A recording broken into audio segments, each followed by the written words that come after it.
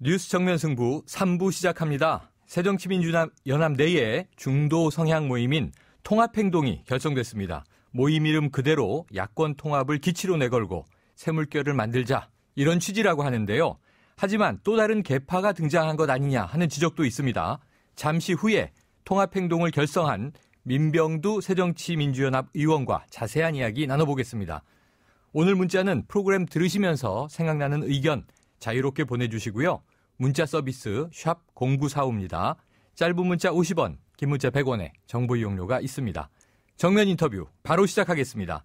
민주정책연구원장인 민병두 새정치민주연합 의원 전화 연결돼 있습니다. 의원님 안녕하세요. 네, 안녕하세요. 네, 이 박영선, 김부겸 전 의원 등 함께 통합행동이라고 하는 모임을 결성하셨죠? 네, 맞습니다. 예. 이게 당의 통합을 의미하는 거겠죠?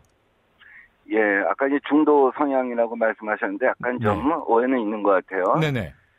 그러니까 중간 지대에 있다는 표현이 정확할 것 같습니다. 네. 당의 주류, 비주류, 친노, 비노 이렇게 이제 갈등과 대립이 반복되다 보니까 국민들 입장에서는 우리 국민을 위해서 싸워야지 왜 당내에서 서로 싸우느냐 하는 비판이 늘 제기되어 오고 있는 것이 사실입니다. 네. 그래서 이제 그런 국민의 요구를 생각하면 우선 우리들 내부가 통합해야겠다. 그런 통합을 위해서는 그 중간 지대에 있는 사람들이 일정한 역할을 해서 당이 통합하고 국민을 위해서 국민을 대신해서 싸울 수 있는 방안을 갖다 찾아보자. 이런 뜻에서 여덟 분이 통합행동을 만들었습니다. 네, 그러니까 이게 중도 성향, 이념적인 영역이 아니고요. 중간 지대, 좀 공간적인 영역으로 들리는데요. 네. 자, 그런데요. 비판이 있습니다. 또 다른 계파를 형성하는 것 아니냐? 이런 지적은 어떻게 보세요? 그래서 그런 비판을 하시는 뭐 근거가 무엇인지 제가 잘 몰라서 네. 거기에 맞춰서 대답을 드리기는 좀 힘들 것 같습니다만 네. 지금 애초에 저희 그 통합행동 결성 취지 자체가 어떤 특정 계파 혹은 또 다른 계파 이래 갖고는 힘을 얻을 수가 없겠죠. 네. 레버리지 지렛대 역할을 하기가 힘들 것 같다고 생각합니다. 네. 그래서 공통분모를 만들기 위해서 무엇이 공동선인가 이런 고민을 하고 있기 때문에 뭐 또 다른 계파를 만든다 혹은 특정 계파에 기울어져 있다 이런 비판은 수용하기가 좀 힘들 것 같습니다. 그렇군요. 네. 그런데요. 그동안 새정치민주연합의 당내 갈등, 이게 봉합이 되는 듯 하다가 또 해소되지 않고 반복되는 모습인데 지금 현재 상황에서 통합 가능하다고 보세요? 지금 통합을 하지 않으면 네. 국민들이 다음 선거에서 외면할 가능성이 굉장히 크다고 봅니다. 네. 지금 지난 몇 년간의 어떤 실정을 생각할 때 양극화의 심화랄지 혹은 실업의 증가랄지 비정규직의 증가랄지 이런 문제들을 생각할 때 우리가 당내 갈등을 계속한다고 한다면 네. 국민들이 바라는 바를 다 충족시킬 수 없다고 봅니다. 네. 그래서 하나로 합쳐져야지만 가능하다는 절박한 인식. 우선 그 인식만이라도 당내에서 우리가 확산시키고 공감토록 하는 것도 굉장히 중요한 역할이라고 생각합니다. 혹자는 그래도 130석을 갖고 있는 정당인데 네. 다음 선거에서 뭐 이 정도의 어떤 그 결과는 반복되지 않겠느냐. 원체 이 정부가 경제적으로는 무능하다는 국민적 인식이 있기 때문에 참패하겠느냐 뭐 하는 그런 그 무사한 일에 빠지는 경향이 있는데 내부에 그렇지 않다고 하는 것을 갖다 확실히 인식시키고 힘을 합쳐야 한다 하는 목소리를 내는 것도 중요하다고 봅니다. 네. 그게 우선 출발이라고 봅니다. 그러니까 국민들의 시선은 지금 의원님 말씀에 동의할 거라고 보는데요. 문제는 그동안의 당내 상황이 통합이 워낙 어려워 보이니까 현실적으로 가능하겠느냐 이렇게 이제 여쭤본 건데요. 자, 필요한 시점이 되었으니 이제 당을 압박하겠다. 그동안 별다른 움직임이 없다가 이제 모임이 결성이 된 건데요. 자, 어떻게 해나가실 겁니까? 우선 우리 다음 선거를 치르는 당의 지도 체제에 대해서도 우선 문재인 대표가 재심 정국이 끝나면 네. 새로운 정당 뉴파티 플랜을 제시하겠다고 밝힌 바가 있습니다. 네. 그것이 더 늦춰지지 않도록 그 구상이 무엇인지 밝히도록 요구하는 것도 굉장히 중요할 것이라고 보고요. 네. 또 반대편에서 비주류 쪽에서는 지금 공천권을 갖는 조기 선대를 출범시키자 하는 얘기도 있습니다. 네. 지금 총선이 한 6개월 남아서 마음이 급하긴 하지만 지금 정기국회 중간에 선대위를 주범시키는 것도 국민들이 볼 때는 이렇게 썩 내키지는 않을 거라고 봅니다. 네. 그래서 어쨌든 지도체제를 갖다 새로 꾸려야 되는데 막연하게 대선 후보군을 갖다 상층에 세우는 최고 지도자 회의가 있고 공천권이 만약에 없다고 한다면 또 그것도 실제로 반대편에서는 받아들이기가 쉽지 않을 것 같아요. 네.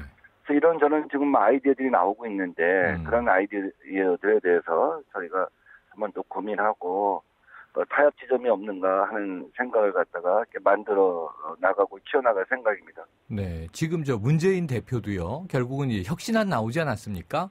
예. 당내 비판들도 있는데 혁신안을 실천해 나가면서 통합을 이루겠다라는 또 지도부의 의지가 있는 거잖아요. 서로 네, 이제 예. 통합을 이야기하고 있긴 한데 그 과정은 좀 어려울 걸로 보세요. 저는 그 법과 제도와 규칙으로서의 혁신, 이것을 혁신이가 한 거라고 봅니다. 네. 그것을 마무리하는 과정에서 여러 가지 또 당내 분란도 있고 오해도 있을 수 있다고 봅니다. 근데 네. 더 큰 거는, 더 중요한 거는 법과 제도와 규칙의 혁신이 아니라 우리 당의 생각, 문화 이런 것들을 혁신하는 거라고 봅니다. 네. 정치의 변화가 있어서 국민들한테 울림이 있는 것이 굉장히 중요하다고 보고 또 새로운 인물들을 통한 당내의 어떤 무한 갈등, 친노, 비노, 주류, 비주류가 아니라 네. 새로운 주류를 만들어 나가는 그런 혁신 같은 것이 국민들한테 울림이 있지 않을까 하는 생각을 갖고 있습니다. 네. 자, 오늘도요. 지금 이 내부 갈등이 좀 터져나오고 있는 것이 조은 명예교수가 이 동국대 명예교수죠. 이 선출직 공직자 평가위원장으로 선임될 예정이었잖아요. 그런데 지금 네. 이것이 좀 이제 이 비주류 의원들의 반대로 지금 이 선임이 제대로 이루어지지 못하고 있는데 이 내부 갈등, 이 이슈는 어떻게 보세요? 그런 갈등들이야 선거를 앞두고는 늘상 있는 것이 상례라고 저는 봅니다. 네. 그것이 큰 분란의 정도로까지는 보지 않고요. 네. 결국은 우리 평가위원회라고 하는 것이 사실은 혁신위에 만든 안을 기초해서 실제로 네. 점수를 갖다 계량화하는 것이거든요. 네. 근데 혁신위에서는 그 평가위의 재량권을 굉장히 제한을 했습니다. 네. 가령 입법 발의를 몇 개 했는가, 본회의 출석은 몇 개를 했는가, 그것을 이렇게 점수로 환산하는 역할이기 네네. 때문에 정치적인 개입 요소는 굉장히 적다고 보는데 네. 그럼에도 불구하고 오해의 소지가 있다고 한다면 지도부 내에서 토론을 통해서 그 합리적인 조정 방안이 마련될 것을 기대하고 있습니다. 네. 자, 그런데 지금 이 통합행동, 이 모임이 만들어진 것, 결국은 내년 총선에 대한 절박감이 있으신 거잖아요. 그렇다면 그 목표가 내년 이 새정치민주연합의 총선 승리, 이렇게 볼 수 있지 않습니까? 네. 그렇다면은 이제 그 안에 이 개입하시는 역할들을 좀 하게 되실 텐데, 지금 이 원내외 8분으로 시작을 하셨지만, 다른 의원님들이 더 가세할까요? 저희는 이제 문호를 개방할 생각을 갖고 있습니다. 네. 같은 생각을 가진 의원들이 더 커져야지만 당내에서 실제로 지렛대 역할을 할 수 있을 것이라고 생각을 하고 있습니다. 네. 자, 조금 전에 이 의원님 말씀 주실 때요. 지금 조기 전대도 쉬운 일은 아니다. 하지만 지도부가 새로 구성돼야 한다. 이렇게 말씀 주셨잖아요. 이 박영선 의원의 경우에는 이 통합 전대론 이렇게 지금 주장 나오지 않았습니까? 이 대목에 대해서는 어떻게 보세요? 저는 지도부가 이제 보다 폭넓어져야 한다 하는 얘기를 갖다가 말씀드린 거고요. 네네. 구체적으로 그것이 조기 선대위인지 아니면 무슨 최고 지도자 회의인지 그런 것에 대해서 지금 이제 우리가 합의된 안을 갖고 있는 것은 아닙니다. 네. 다만 이제 통합전당대회를 지금 얘기를 하게 되면 외부에 있는 신당 세력을 기정사실화하는 것이 되거든요. 네네. 오히려 그쪽에 힘을 키워줄 수가 있기 때문에 그들은 그들 스스로 야권 신당이 무엇인지 목표와 실체를 갖다 분명히 하고 그래야 또 국민들이 평가를 하지 않겠습니까? 네. 저희는 저희 나름대로 우리 당을 혁신하고 일신을 해서 우리의 그 키높이를 갖다가 크게 하면 그런 상황에서 어떤 꼭 통합이 필요하다고 한다면 통합의 주도권을 가질 수 있는 거고요. 네. 또 통합이 필요 없을 정도로 우리가 지지를 받는다고 한다면 또 그 길로 가는 것이고 네. 여러 가지 선택의 갈래가 있다고 생각합니다. 아, 네. 그렇다면 의원님 지금 이 박영선 의원의 통합 전대론에 뭐 이 전폭 동의하시거나 그런 입장은 아니신 거군요. 그 이제 박영선 의원님 생각은 또 그분 나름대로 어떤 논리적인 일관성을 갖고 있을 거고요. 네. 지금 문재인 대표께서 전당대회에 나오면서 앞으로 나올 때는 세 가지 어떤 그 난관이 있다. 네. 전당대회에서 당대표가 되지 않으면 물러날 것이고 총선에서 승리하지 못하면 물러날 것이다. 네. 이렇게 얘기를 했는데 총선에서 승리할 기회가 무엇인지 어떠한 기회인지 그 기회조차 만약에 주지 않는 조기 전당대회라면 반발이 있을 수 있겠죠. 네. 그래서 박영선 의원님의 생각은 더 들어보고 무슨 생각인지 한번 경청을 해볼 생각입니다만 네. 아직은 뭐 어떤 것도 결정이 된 거 없고요. 아까 제가 말씀드린 것처럼 네. 우선 뭐 통합 전당대회나 이런 거보다는 예. 우선 당내를 통합해보자. 음. 당이 좀 일신하고 혁신하자 하는 생각이 우선입니다. 네. 그럼 아까 말씀 주신 대로 우선 중간지대에서 당의 통합을 시작해보자. 인식의 확산부터라도 시작해보자. 이런 취지로 출범하신 것으로 이해하겠습니다. 의원님 오늘 말씀 감사드립니다. 네, 고맙습니다. 지금까지 새정치민주연합 민병두 의원이었습니다.